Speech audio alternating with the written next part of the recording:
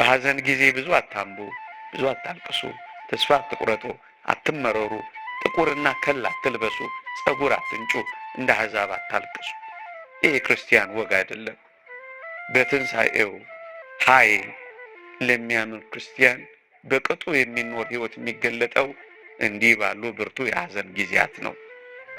ጨዋ የታረመ መልካም ጸባይ ክርስቲያናዊ ሕይወት ይዞ የኖረ ያርፋል፣ ለዘላለም ያርፋል። ጥቂት ጊዜ ይሰቃያል፣ ጥቂት ጊዜ ይቸገራል፣ ጥቂት ጊዜ ያጎነብሳል፣ ጥቂት ጊዜ ይመረራል፣ ጥቂት ጊዜ ይተክዛል፣ ጥቂት ጊዜ ያጣል። ለዘላለም ጊዜ ለማይቆጠርለት ሕይወት ግን በተድላ በደስታ በእረፍት ይኖራል። ዘመርን መሸኘት እንልመድ። እልል እያል እየዘመርን በአንድ አይናቸው እየሳቁ በአንድ አይናቸው እያለቀሱ እንደሚሸኙት ደጋግ ሰዎች እንሆን።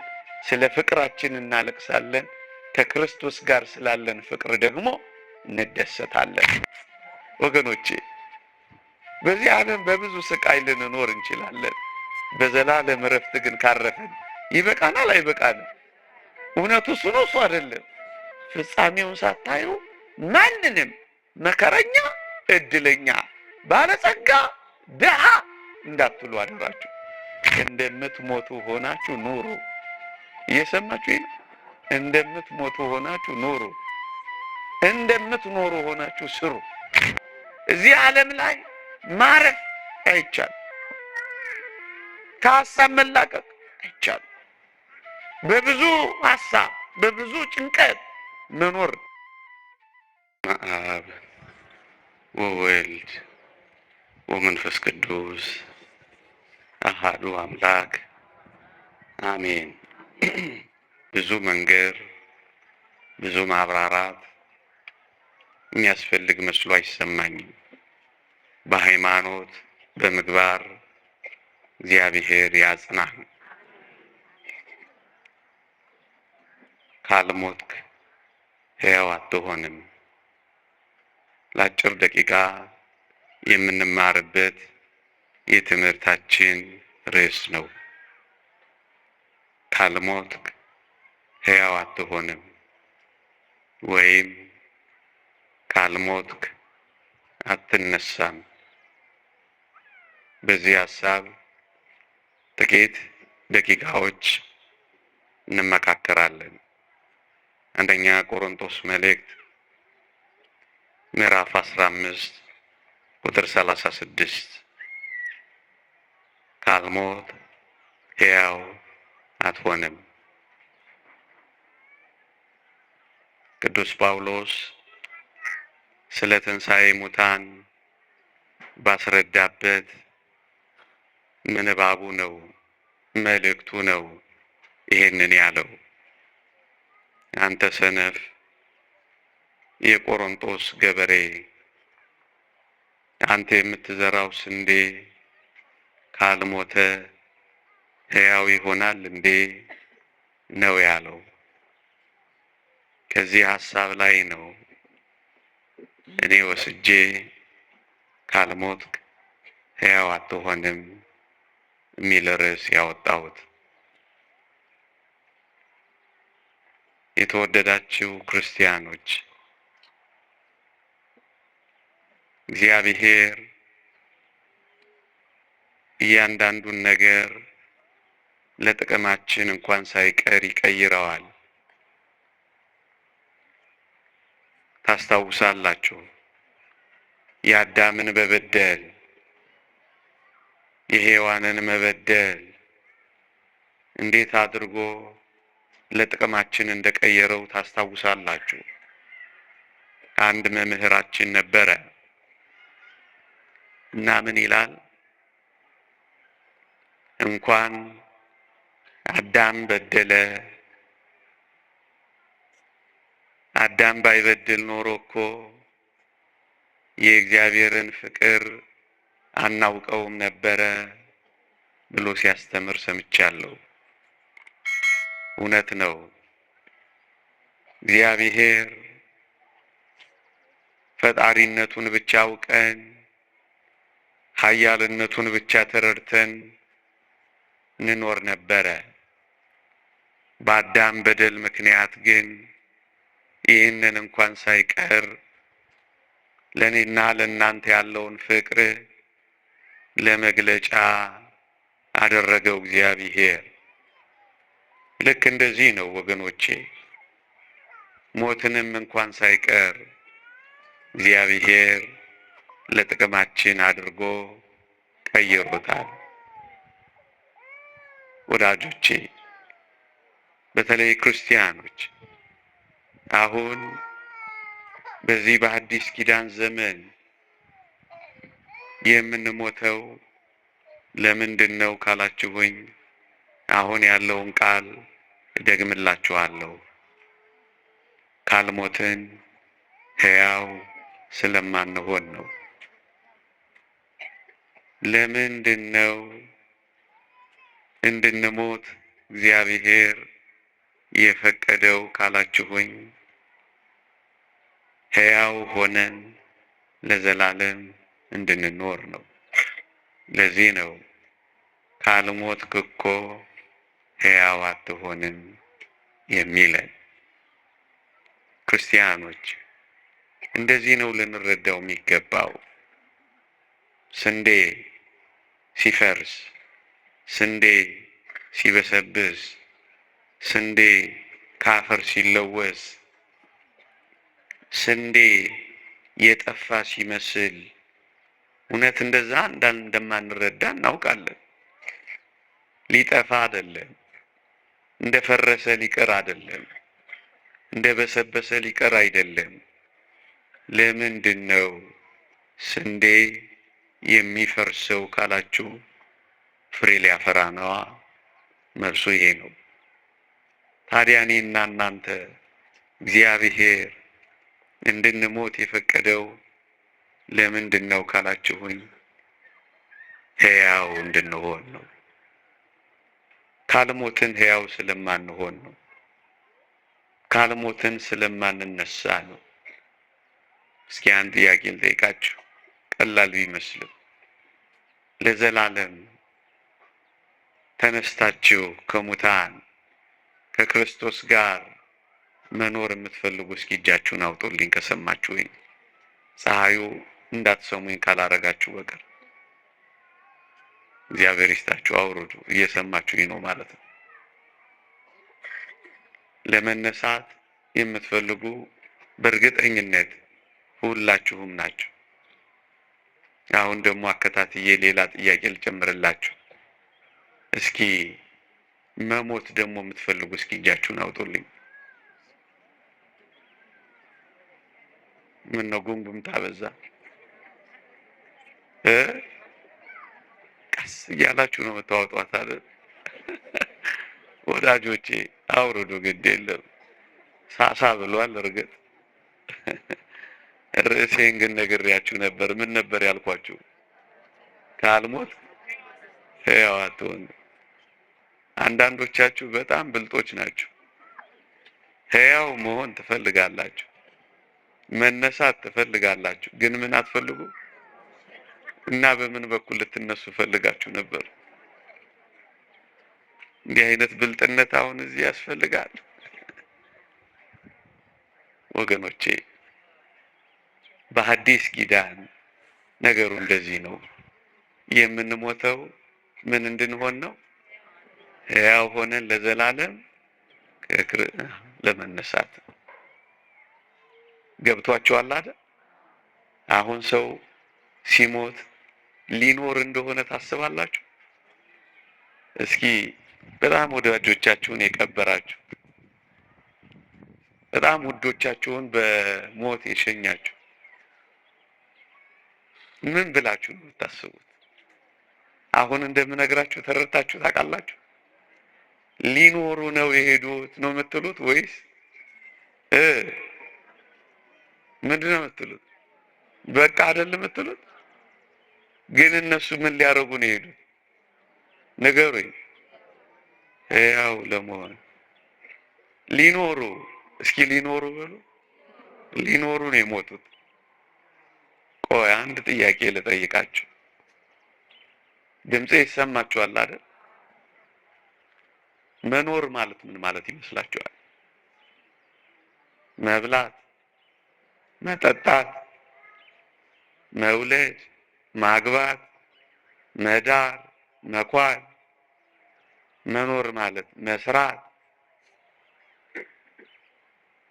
እስኪ እኔ የምሰጠውን ትርጓሜ ስሙ እና ከተስማማችሁ ትነግሩኛላችሁ። መኖር ማለት ለመሞት መኖር ማለት ነው። ልድገመው? እየሰማችሁኝ ነው? ቆይ፣ መኖር ማለት ለመሞት መኖር ማለት ነው። ይስማማችኋል? ባይስማማችሁ እሱ እውነቱ እኮ ይሄ ነው። ቆይ ጥያቄው ቀለል እንዲል አድርገው። ኖረን ኖረን ኖረን ኖረን አግብተን ወልደን ሰርተን ድረን ሁለን ምን እንሆናለን? ስለዚህ የምንኖረው ምን ለመሆን ነው? ተስማምቷችኋል? ባይስማማችሁስ? ደግሞ ተስማምቶናል ይላሉ። እውነቱ ይሄ ነው አይደል? ነው አይደል? መኖር ማለት አሁን አዲስ ትርጉም ሰጥቻችኋለሁ። የምንኖረው ምን ለመሆን ነው? ተስማምቷችኋል አይደል? ስለዚህ መሞት ማለትስ ምን ማለት ይመስላችኋል? መኖር ማለት ለመሞት መኖር ከሆነ መሞት ማለትስ ያው ለመኖር በሉት እስኪ። ለመኖር አሁን የምንሞተው ለምንድን ነው? እስኪ ይሄ የተዋለ የገባችሁ ሰዎች እስኪ እጃችሁን አውጡ። ለመኖር ነው የምሞተው የምትሉ ማለት ነው። የምሞተው ሕያው ለመሆን ነው የምትሉ አልገባቸውም አንዳንዶች ማለት ነው። ነው ፀሐዩ ነው። እኔም ግፈኛ ነኝ በዚህ ፀሐይ እጅ አውጡ እጅ አውርዱ እያልኩ። ስለዚህ ካልሞትክ ምን አትልም? ካልሞትን ምን አንሆንም? ለዚህ ነው እግዚአብሔር እንድንሞት ምን ያረው የፈቀደው። ስንዴ ሲፈርስ ሲበሰብስ ፍሬ ሊያፈራ እንደሆነ ሁሉ እኛም እንደዚሁ ነው የምንሞተው ለዘላለም ሕያው ሆነን ለመኖር ነው። ሊቁ ቅዱስ ዮሐንስ አፈወርቅ ይህን በተመለከተ ምን ብሏል? አሁን በአዲስ ኪዳን የምንሞተው የሚበልጠውን ትንሣኤ ለማግኘት ነው ይላል። እየሰማችሁኝ ነው? እናንተ ግን አንዳንዴ በዚህ በሙሾ በአርጋጅ በአልቃሽ ስታስለቅሱ ግን ትንሽ ችግር እየፈጠራችሁ ነው። ሸሸ፣ ተበላሸ፣ ምንትስ ቅብጥርስ ትላላችሁ ነው አይደለ? ነው ግን እናንተ የምትሉት እንደሱ ነው። እኛ በአዲስ ኪዳን የምንሞተው የሚበልጠውን ትንሣኤ እንድናገኝ ነው። እየሰማችሁኝ ነው?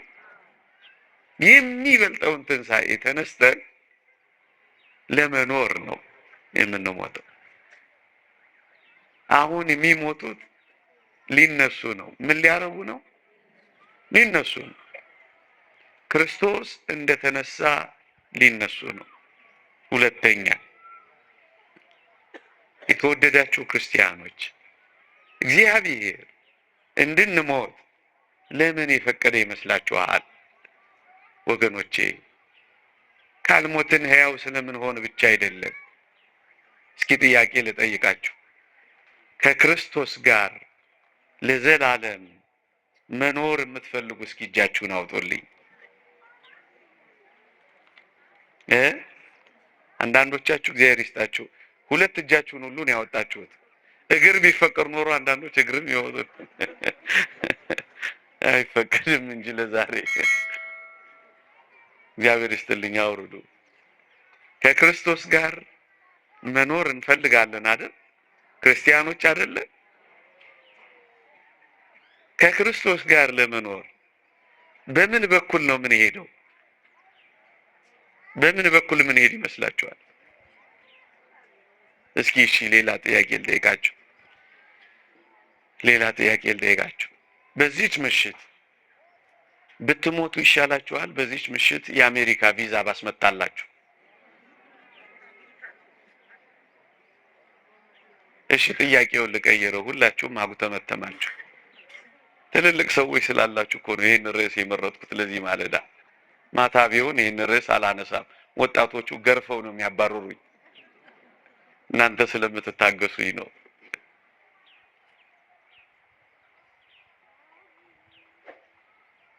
ብትሞቱ ይሻላችኋል ወይስ ቪዛ አልኳችሁ፣ ዝም አላችሁ። ጥያቄውን እስኪ ልቀይረው። በዚህች ምሽት ወደ ክርስቶስ ብትሄዱ ይሻላችኋል? በዚህች ምሽት ወደ ትራምፕ? እና ታዲያ ወደ ክርስቶስ የምትሄዱት በሞት በኩል ነው እንጂ ቤት ልትሄዱ በአውሮፕላን፣ በጀት፣ በመንኮራኩር። ግን እናንተ እዚህ አካባቢ ብልጦች ናቸው። ይህ እግዚአብሔርን ቃል ላንሳላችሁ ማስደገፊያ እንዲሆነን። ቅዱስ ጳውሎስ ልሄድ ከክርስቶስ ጋር ልኖር እናፍቃለሁ። እግዚአብሔር ይስጥልኝ። ምን እላለሁ? ምን ላድርግ? ከክርስቶስ ጋር ለመኖር ከክርስቶስ ጋር ለመኖር እናፍቃለሁ አይደለ? ከሱ በፊት ግን አንድ ቃል አለ። ምን የሚል? ልሄድ። ምን ልሄድ ማለት ምን ማለት ነው? ኦሬ የገባችሁ ናችሁ እናንተ። እኔ ጠርጥር ያለው ቅድምም እናንተን ማስተማር። ልሄድ ምን ላድርግ? ልሞት። ቅድም ግን ከክርስቶስ ጋር ልኖርና የምትወዱ ስል እጃችሁን አውጣችኋል አይደል? አሁን ደግሞ ትንሽ ልትሄዱ ትወዳላችሁ? ሰውዬ ግፈኛ ነው እንዳትሉኝ። ከክርስቶስ ጋር መኖር ከፈለግን ምንም መፈለግ አለብን? መሄድም መፈለግ አለብን አይደለ? እናፍቃለሁ እኮ ያለው ለዚህ ነው አይደለም? አይዟችሁ አትሄዱም፣ እንደው ትምህርቱን እንማር ብዬ ነው። ጥላችሁኝ እንዳትወጡ አንድ ወንዶቻችሁ። እዛ በቀኝ የተሰቀለውን ወንበዴ ጌታችን ምን ነበር ያለው መሰላችሁ? በቀኝ የተሰቀለው ወንበዴ አልነበረ? ምን ነበር ያለው መሰላችሁ? ጌታ ሆይ በመንግስት በመጣ ጊዜ አስበኝ አለው። የተወደደ መድኃኒታችን ምን አለው? ዛሬ ከኔ ጋር በገነት ትሆናለህ አለው። ወገኖቼ እዚህ ካሉ ሰዎች ጋር ከመኖር ከክርስቶስ ጋር መኖር ይበልጣል አይበልጥም? ለዚህ ነው ልሄድ ከክርስቶስ ጋር ልኖር እናፍቃለሁ ከሁሉ ይልቅ እጅግ የሚሻል ነውና ይላል። የሚሻል ነው ወገኖቼ። ሕያው ከሆነው አምላካችን ጋር የምንኖረው ግን በሞት በኩል ምን ስናደርግ ነው? ስንሄድ። ስለዚህ አሁን የምንሞተው እግዚአብሔር እንድንሞት የፈቀደው ከክርስቶስ ጋር ከራሱ ጋር ለዘላለም ምን እንድናደርግ ነው? እንድንኖር ነው። እንድንኖር ነው። ይሄ ደስ ይላል ደስ አይልም? ከዚህ የበለጠ የክርስቲያን ተስፋ ምን አለ? እውነት አስብ። እውነት ነው። እውነት ነው። እውነት ነው። እንዳላደክማችሁ ፀሐይም ላይ እንዳላስቀምጣችሁ ነው። እናንተማ ጥላ ላይ ናችሁ። ኧረ ይላሉ እዚህ ቁጭ ብሎ ጥላ ላይ ምን አለባቸው? ለጨዋታ ነው። አይዟችሁ። ለምንድን ነው እግዚአብሔር እንድንሞትና ሞትን እንድንቀምስ እንድንፈርስ እንድንበሰብስ የፈለገው? ለምንድን ነው? እየነገርኳችሁ አይደል? ሶስተኛ ነጥብ ልንገራችሁ።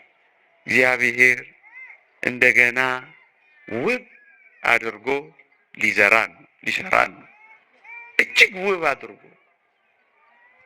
እስኪ አንድ ጥያቄ ልጠይቃችሁ። ዛሬ መቼም በጥያቄ አደረኳችሁ።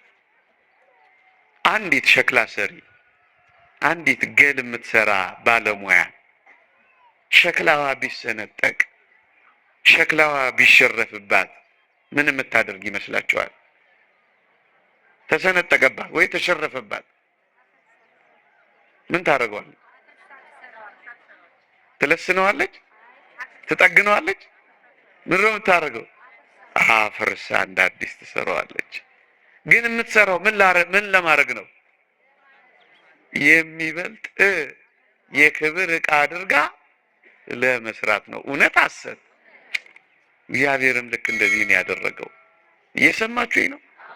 አንዳንዶች ይህን ሐሳብ እያነሱ እግዚአብሔርን እኮ ስለሚተቹትና ስለሚያሙት እኮ ነው።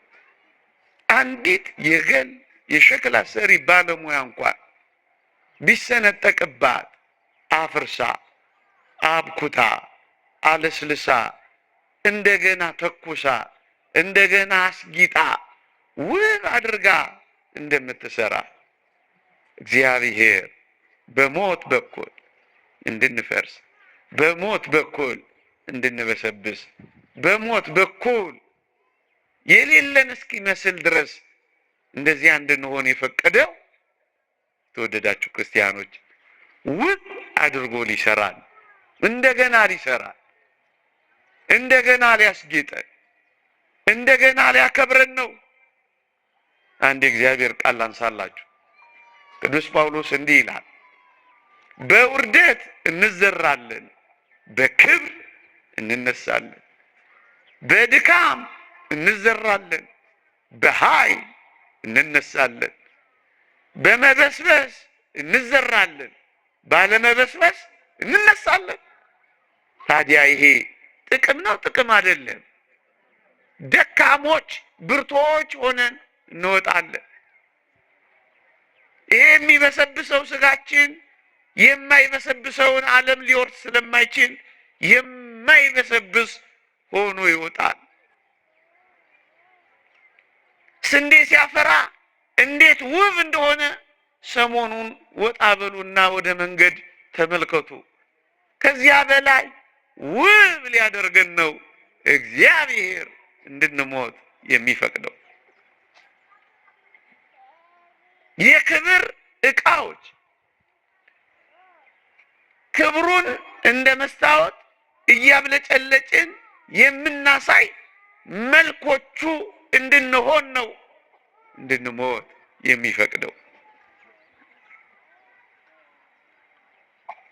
ሶስተኛ አራተኛ ለምን ፈቀደ እግዚአብሔር? ወገኖቼ አንድ ነገር ልንገራችሁ እስኪ። ይሄ ዓለም የድካም ነው የእረፍት ነው? መጀመሪያ እሱ ልጠይቃችሁ። የድካም የእረፍት? እየሰማችሁኝ ነው? እዚህ ዓለም ላይ ማረፍ አይቻልም። ከሀሳብ መላቀቅ አይቻልም። በብዙ ሀሳብ በብዙ ጭንቀት መኖር። እዚያኛው ዓለም ግን ይሄ የለም። እርፍ ነው የምንለው። ወደዚህ እረፍት ነው። ለምን እግዚአብሔር እንድንሞት ፈቀደ? እዚህ እንዳንኖር ከውዶቻችን ጋር እንዳንቆይ አይደለም፣ እንድናርፍለት ስለሚፈልግ ነው እግዚአብሔር። እንድናመሰግነው፣ አርፈው እንደሚያመሰግኑ ሲያመሰግኑ እንደሚያርፉ እንደ መላእክት እንድንኖር እግዚአብሔር ስለሚፈልግ ነው። እረፍ እሱ ነው የሚለን። በጌታ የሚሞቱ ሙታን ብፁዓን ናቸው፣ ከድካማቸው ያርፉ ዘንድ ስራቸው ይከተላቸዋል ይላል። ወገኖቼ የታመሙ እየታመሙ እንዲሁ ይቀጥሉ። የተራቡ እየተራቡ እንዲሁ ይቀጥሉ። የተጨነቁ እንዲሁ እንደተጨነቁ ይቀጥሉ። የተሰቃዩ እየተሰቃዩ እንዲሁ ይቀጥሉ። ያዘኑ እንዳዘኑ እንዲሁ ይቀጥሉ። የተከዙ እንደተከዙ እንዲሁ ይቀጥሉ። ይሄማ ግፍ ነው። እግዚአብሔር ማሳረፊያው መንገድ ነው። ሰው አይገባንም እንጂ አይገባንም። ይህ እግዚአብሔር ስጦታ ነው። እንደ ጸጋ ነው ቅዱሳን የሚቆጥሩት። ቅዱስ ባስልዮስ ዘቂሳርያ እግዚአብሔር ኃጢአታችንን ለመከልከል የሰጠን ስጦታ ነው ይላል። ወገኖቼ ሞት ባይኖር ደግሞ ፍርድ ባይኖር በዚች ዓለም ላይ ወንጀለኞች እና ወንጀል እንዴት ይጨምር እንደነበር እወቁ።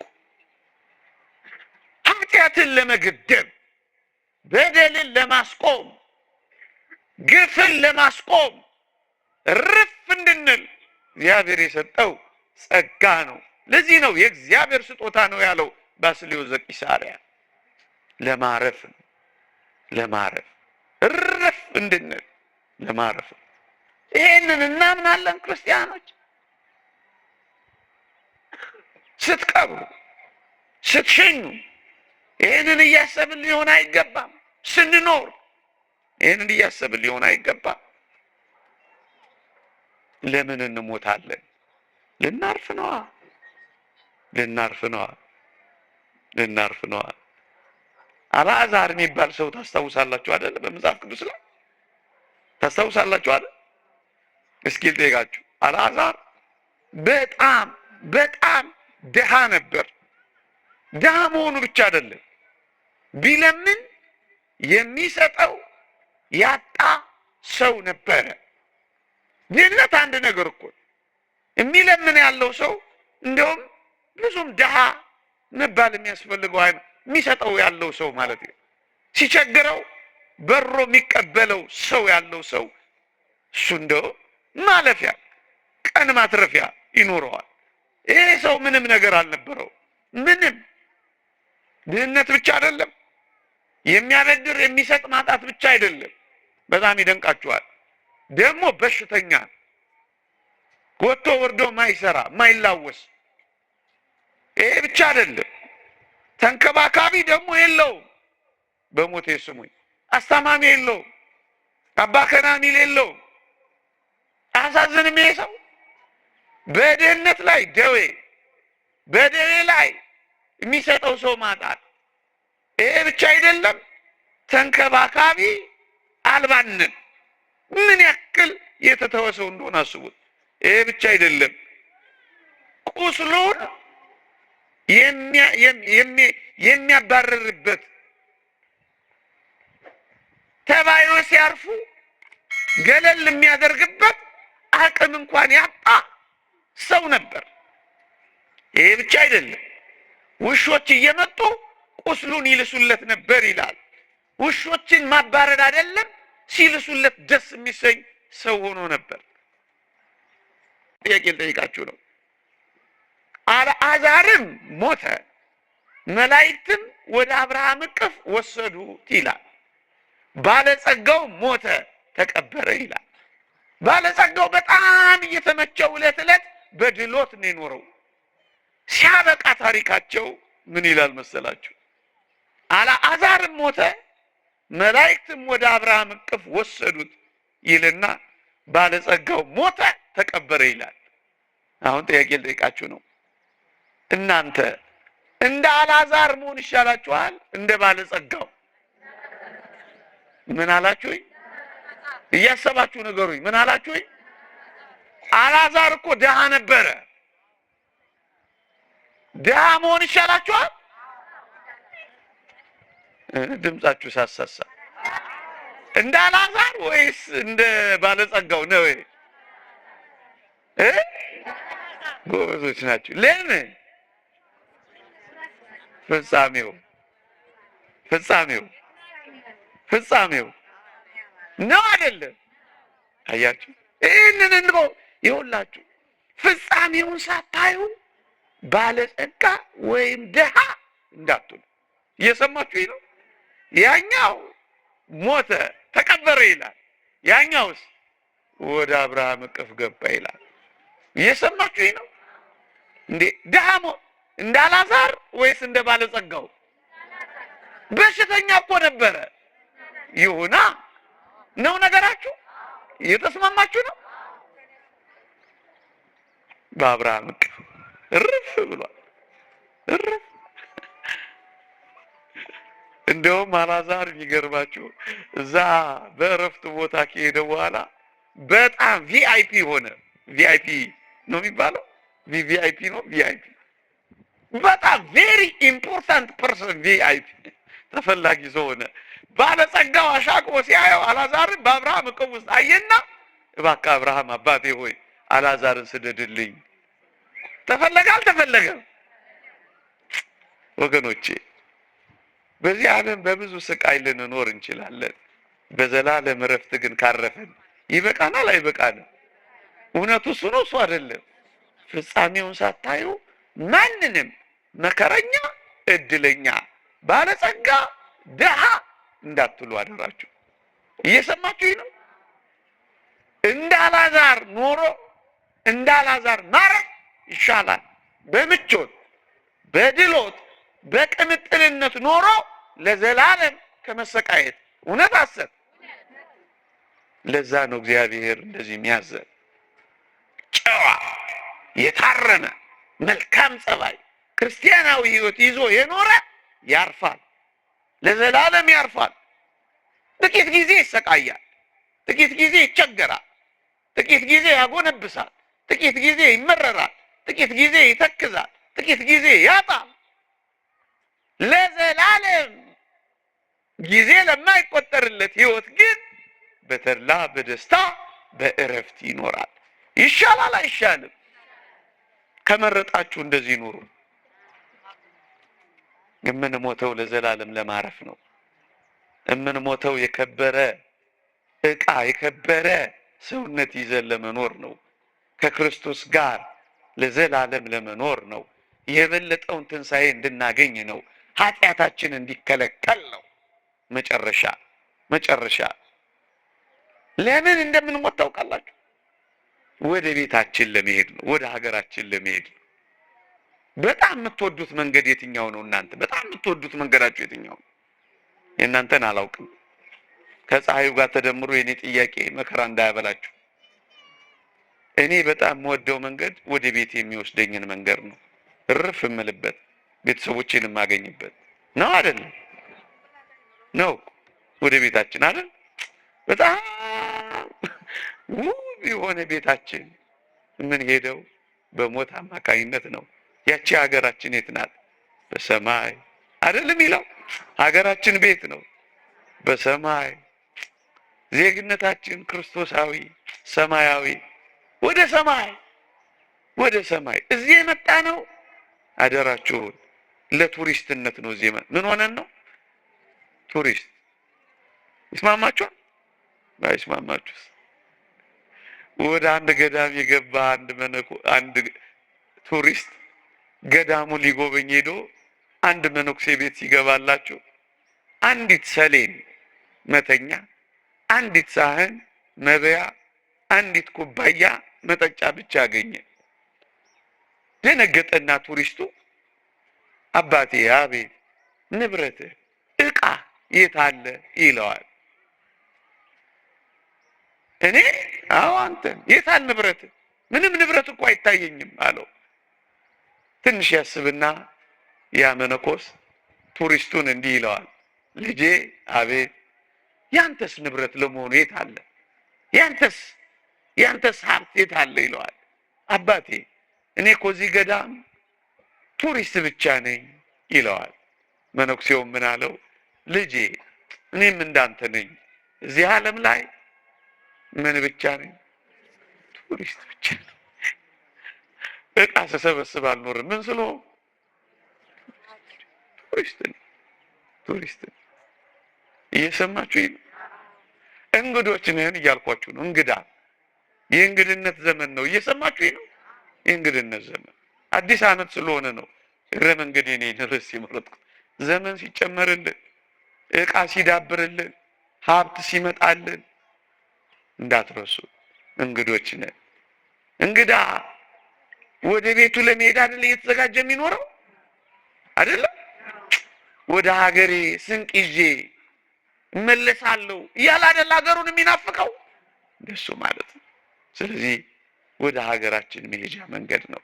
ለዛ ነው ወደ ሀገራችን ሊሰበስበን ነው የምንሞተው። እየሰማችሁ ነው? እንደሱ ነው። አሁን ሞት መልአከ ሞት መጥቶ እንደው ትንሽ ልፈትናችሁና ላብቃ እስኪ። መልአከ ሞት መጥቶ እናቶች እህቶች ብዙ ናቸው። አንድ 15 ሰው 20 ሰው እንደው ለምን አሳንሰዋለሁ? ልውሰድ ቢል ወንዶች አነስ ትላላችሁ። አንድ 10 ሰው ልውሰድ ቢል መሄድ የምትፈልጉ እስኪ እጃችሁን አውጡ። እዚህ ተጋብዞ መምህር ጋብዘውት ይቅር በሉኝ ጋብዘውት እኔ ሳሎን ያልኳችሁ ተጋብዘው መጥቶ መሄድ የምትፈልጉ ስብከቴ ምንም ፍሬ አላፈራም። በቃ እሰይ ከኋላ አልሰማችሁኝም ማለት ነው ወይስ አላመናችሁኝም ነው? ትንሽ መቆየት ፈልጋችሁ ነው? እግዚአብሔር በነገር ሁሉ ማስተዋልን ይስጣል። ዛሬ አይደለም ግድ የለም ለሁል ጊዜ ግን ይሄን አስቡት። እሺ እንደምትሞቱ ሆናችሁ ኑሩ። እየሰማችሁ ነው? እንደምትሞቱ ሆናችሁ ኑሩ። እንደምትኖሩ ሆናችሁ ስሩ። ደግሞ ቤት ገብታችሁ ነገር ዓለሙን እንዳትተውት። ሰምታችሁኛ? እንደምትኖሩ ሆናችሁ ምን በሉ? ስሩ። እንደምትሞቱ ሆናችሁ ምን በሉ? ኑሩ።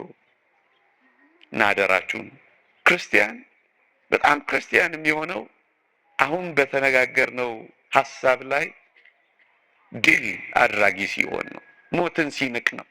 ሰማዕታት ሞትን ንቀዋል። መነኮሳት ሞትን ንቀዋል። መናንያን ሞትን ንቀዋል። ቅዱሳን ሞትን ንቀዋል። ለዛ ነው ጨዋ የሆኑት። ለዛ ነው የታረመ ጸባይ የያዙት። ለዛ ነው ክርስቶስን የተከተሉት። የክርስትና ትልቁ ኃይሏ አሁን ያልኳችሁን ነገር በመናቅ ይልቁንም ደስ በመሰኘት ነው። እየሰማችሁኝ ነው? ባልና ሚስት ናቸው አሉ። በጣም ይዋደዳሉ። እጅግ በጣም ትንሽ ሲለው እኔ ታነቅ ትላለች፣ ሲያደናቅፋት እኔ ልደፋ ባይ ነው። ፍቅራቸው የትየለሌ ነው። አንድ ጎረቤት ይህን ፍቅራቸውን ሲያይ ከርሞ ግን የምራቸውን ነው እውነታቸውን ነው የሚዋደዱት ብሎ አንድ ቀን ቼክ ማድረግ ፈለገ። አያድርስባችሁ እንዲህ አይነት ጎረቤት። ጥቁር በጥቁር ለብሶ የተመዘዘ ሰይፍ ይዞ አንድ ቀን በራቸውን በኃይል አንኳኳው። በኃይል ሲንኳኳ እዚህ አዲስ አበባ ነው ታሪኩ የተፈጸመው። በር በኃይል ከተንኳኳ ወይ ቀበሌ ነው ወይ ደንቦች ናቸው መቼም እኛ ሀገር። ሴትዮዋ በራ ወጣ ክፍት ስታደርግ ጥቁር በጥቁር የለበሰ የተመዘዘ ሰይፍ ያዘ ሰው ቆሟል። ደነገጠች። ማን አለችው? እኔ ሞት ነኝ። እና ምን ልታረግ እዚህ መጣ አለችው። አይሞቱማ እንዴት ይሞታሉ? የሚሞተው የታመመ ሰው አይደለ? በእኛ ቤት አልጋ ያዘ ሰው። እኛ እኮ ምስኪኖች ነን። ውሻ እንኳን ሲጮህ እዛ መንደር ውስጥ አይ አቶ ገሌ ዛሬ ሊሞቱ ነው። ቤት መዳቢዎች፣ ሟች ቆጣሪዎች። አሁን አንድ ምስኪን ዘፋኝ እኔ ትዝ ይለኛል፣ ማዲንጎ የሚባል አሁን የሚሞት ይመስላል እሱ። ደግሞ እናንተ እንደዚህ እንዳታረጉና እንዳትጽፉ ነገር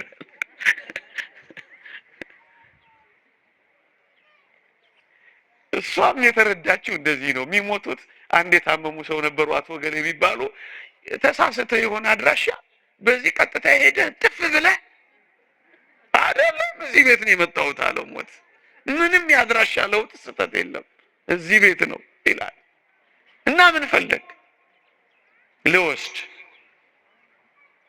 ሴቲቱ ወደ ኋላ ዞር ብላ አይታ ባሏ እንደሌለ ምን ያደርጋል? እኛ ጋር ከሆነ አድራሻ የመጣው ባሌ ውስጥ አለልህ። እኔ ወጥ ውጭ አብኩቼ አስፍቼ ጋግሬ ልጆች ማኖረው እኔ ነኝ። ባሌ ውስጥ አለ ውሰደው አለች። ፍቅራቸውን ሊለካ መጣል አልኳቸው። እንደሱ ነው ነገሩ። ባል ስትቆይበት ለካ መጥቶ ሰምቷቸው ኖሯል። እኔ አላመጣሁትን ታሰፊዋለሽ፣ እኔ አላመጣሁትን ተወጨውጨዋለሽ፣ እኔ አላመጣሁትን ትሰሪዋለሽ። ጸብ። ከዛ ሴትዮይቱ ፈሊጠኛ ነበረች አሉ። የድሮ ሴት ሳትሆን አትቀርም። እናንተን ማለት አይደለም። በሰላም መውጣት ትፈልጋለሁ። ከዚህ ግን ምን አለች አሉ መሰላችሁ? ለመሆኑ ሞት ወይ? አቤት። ከዚህ ቤት ስንት ነፍስ ነው የምትፈልገው ትለዋለች። እኔ ከዚህ ቤት የምፈልገው አንድ ነፍስ ነው። አውቆ በደንብ ሲያስጨንቃቸው ምን ያደርጋል፣ ያሳዝናል። እኔ ጸንሻለሁ፣ 2 ነፍስ ነኝ፣ ባሌን ውሰደው ብላ ለማምለጥ ሞከረች አሉ። እንደዚህ ማምለጥ ይቻላል? አሁን እናንተ ሞት ቢመጣ እየሳቃችሁ ወይስ እያዘናችሁ ትሄዳላችሁ? ለመኖር ከሆነ ከክርስቶስ ጋር ለመኖር ከሆነ እርፍ ለማለት ከሆነ የሚበልጠውን ክብር ለማግኘት ከሆነ ወደ ዘላለም ቤታችን ለመመለስ ከሆነ ልሂድ ማለት የክርስቲያን ወግ ነው። ካልሞትክ ሕያው አትሆንም። ይቆየን። ፀሐይ ላይ ብዙ አቆየዋችሁ። የእግዚአብሔር ቸርነት፣ የእመቤታችን አማላጅነት፣ የጻድቁ አባታችን የአቡነ ሀብተ ማርያም በረከት ረድኤት አይለየን። በሐዘን ጊዜ ብዙ አታንቡ፣ ብዙ አታልቅሱ፣ ተስፋ አትቁረጡ፣ አትመረሩ፣ ጥቁርና ከል አትልበሱ፣ ጸጉር አትንጩ፣ እንደ አሕዛብ አታልቅሱ። ይህ የክርስቲያን ወግ አይደለም። በትንሣኤው ኃይል ለሚያምን ክርስቲያን በቅጡ የሚኖር ሕይወት የሚገለጠው እንዲህ ባሉ ብርቱ የሐዘን ጊዜያት ነው። እየዘመርን መሸኘት እንልመድ። እልል እያልን እየዘመርን በአንድ አይናቸው እየሳቁ በአንድ አይናቸው እያለቀሱ እንደሚሸኙት ደጋግ ሰዎች እንሆን። ስለ ፍቅራችን እናለቅሳለን። ከክርስቶስ ጋር ስላለን ፍቅር ደግሞ እንደሰታለን።